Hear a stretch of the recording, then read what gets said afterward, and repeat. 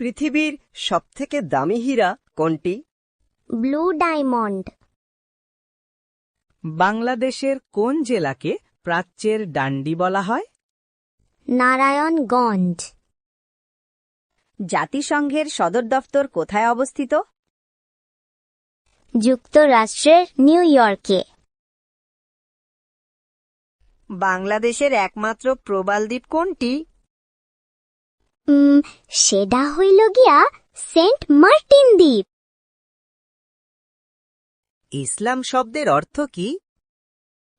আত্মসমর্পণ করা। ইসলাম ধর্মের মূল স্তম্ভ কয়গে? মোট 5টা। ম্যাডাম শব্দের অর্থ কি? আমার করতে। তাওহীদ শব্দের অর্থ কি? আল্লাহর একাত্মবাদ। কুটিল শব্দের অর্থ কি? অর্থ হইল গিয়া ধূর্ত বা চালাক।